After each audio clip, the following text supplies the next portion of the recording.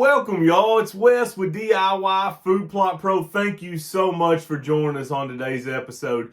Today we're going to talk about the number one thing that we all must do to ensure we have highly successful food plots in 2024. My name is Wes. I run the channel DIY Food Plot Pro. I have a Bachelor of Science in Agronomy degree. I farm for a living, and I have a 1,800-acre whitetail deer hunting outfitter located in western Kentucky in a no-baiting zone where we rely on these food plots that I produce on the channel to hunt the deer that we are blessed to hunt in western Kentucky. Hunter burnout is a huge deal right now. We're at the end of the season. The guys that have just sit there and grinded all year, fought the acorns, fought the warm weather. A lot of folks aren't thinking, let's start planning food plots for 2024. That's a key step that a lot of folks don't do that leads to a food plot failure. So a common problem that I see is folks wait right until before they're going to start planting it. Spring green up starts happening. The turkeys are gobbling all over the place, and then we start turkey hunting.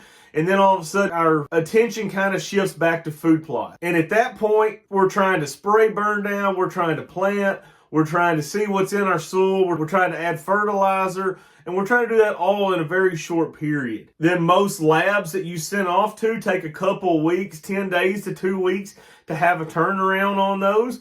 So a lot of folks don't end up actually getting those. So we go in completely blind on our soil, have no idea what's in it, what fertility we have, what our pH is, what our organic matter is. All of these important details we have no idea about. Right now is the best time to pull your soil samples to see what's in your soil. A soil sample is going to tell you your macronutrients, which is your P and your K. I've told you many times, it's not going to have a value for nitrogen. Nitrogen is too mobile in the soil. It's going to be gone quickly. That changes really, really quickly. It's going to show you phosphorus, your potassium, then it's going to show you a ton of micronutrients. It's going to show you your soil pH. It's going to show you your organic matter, your cation exchange capacity. All of these things a soil test is going to tell you. Any successful food plot starts with this right here. It starts with a soil test. So many guys that I see have failures on food plots, and then I ask them, well, what was your phosphorus or what was your potassium? Well, I don't know. I never took a soil test. Some folks are blessed enough with really, really quality ground, and they can pretty much raise any food plot that they want on that ground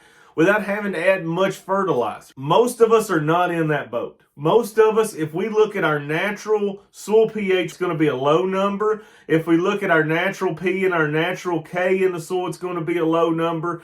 And these nutrients are needed in large quantities. Potassium, that is used for increased root growth. That is aided in transferring nutrients through the plant. A soil that is rich in potassium is going to help you get through a drought.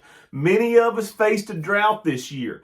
And if your potassium levels were low and they're potassium deficient, they certainly did not hold up as well in that drought period as somebody who had a high level of potassium in the soil. Potassium also has to do with increasing protein content, which is huge for us deer hunters. Phosphorus, which is the other macronutrient that's going to be labeled on a soil test, is basically the key nutrient that converts the sun's energy into usable energy by the plant. And phosphorus is the key nutrient for reproduction, which is, if we're growing grains, that's going to be our seeds that we're looking for. Or if we're growing things like alfalfa or clover, that's going to be your flowers out there. So extremely, extremely important for phosphorus to be in that plant as well. I think a good way to describe this, a good example I like to use, let's say I'm having a Christmas dinner at my house. I'm going to feed 20 folks. And I need you to be able to go to the grocery and get everything needed to feed those 20 folks. But here's the kicker. I'm not going to let you look in my pantry, and I'm not going to let you look in my fridge. So you have no idea what I have already, and we're trying to save as much money as possible. So we don't want to just buy 2 or 3 of everything and then have a bunch of leftover waste that we're going to have to throw out later. So if I sent you to the grocery with that, what are you going to do? A, you're either going to say, well, he's probably got that already, And in the cases that I don't, we're not going to have it. Or you're going to buy double of everything, expecting me not to have anything, and you're going to waste a lot of money. The same is true for a soil sample. You don't know what you have in the pantry or the fridge, which is in your soil. You don't know how much to put in. You don't know if you need to put zero. You don't know if you need to absolutely load up. You have no idea because we don't have a soil sample. Okay, so let's go through the soil sampling process and let's just kind of spell this out for folks that may not be familiar with that. When I'm taking soil samples, everything pretty much tells you go 6 to 8 inches deep. I don't go that deep. I never have. My soil is pretty poor, and other than catching the ground in just phenomenal shape, which is just a couple days out of the year, I can't get a soil probe 6 to 8 inches in the ground. No way in the world. So I go 3 to 4 inches deep. That's about how far I go in the soil. What I do is I get a spot that I'm going to pull my soil sample. I take my boot and I scratch all the organic matter off of the top of that ground. I take my soil probe, I go in 3 or 4 inches, I turn it, pull up, and then I take that sample and I put it in a bag. Another question I get a lot is, how many samples do I take? The more samples you take, the more accurate that you're going to be in that process. For a 1 acre spot, for me, I'm going to take 6 or 7 samples. And if you go up into 2, 3, 4 acres, you don't have to take 24 samples. What I'm going to do in a 3 or 4 acre field, I'm going to take 10 or 12. So 6 is pretty much the baseline for any plot that I'm going to plant. I'm going to at least have a minimal of 6 soil samples. When I get all 6 of those collected in random spots out in the field, I don't want to collect 6 right next to one another, right? You kind of want to use a zigzag pattern and you want to go all over the field. Make sure you have a good representation of the field when you get finished taking those soil samples.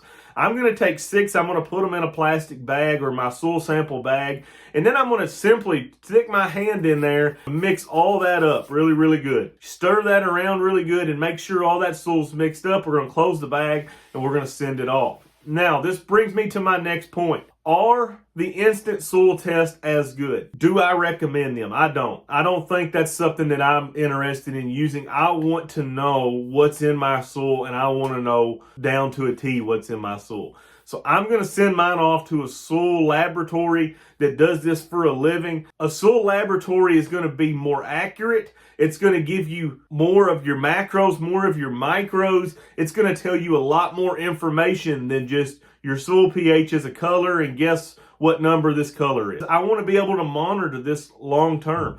This is something that I want to do every single year, is take a soil sample and then look back. Okay, I added 300 pounds of 923-30. I raised a corn crop. I put 170 units of nitrogen on. This was 2023. This is what I'm looking like in 2024. My P levels stayed elevated. Maybe they went up a little. Maybe they went down a little bit. My potassium levels went up. My pH dropped about 0.3. I can look at these things over the years, and then I can start seeing a pattern in these. Where can I get one of these soil tests that I send off to an actual laboratory that does this for a living? You can go to a local farm store, and I'm not talking about the big chains. I'm talking about the actual farm stores, co-ops that sell fertilizer, that sell seed, sell chemicals, those type of places. You can call up there, and most of them have a soil testing program. You just simply bring your bag full of soil and hand it to them, fill out the information, and then within a week to 10 days, most of the time, they're going to have your information back to you. The best way, if you don't have a farm store next to you, your local college, university extension office. Most of the time, the extension offices in the states that I'm around all do this. So I know in Kentucky and Tennessee, they have a program, and I know a lot of other states that do as well. You simply take your soil and you take it up there to them, they'll mail it off, and they will send you the results of what's in your test. And it's going to be very, very accurate, and you're really going to know what's in your soil at that point. If you need extra help with your food plots, I have a website set up, www.diyfoodplotpro.com. I've got a monthly and a yearly subscription where you can text or email asking me questions, and I personally will respond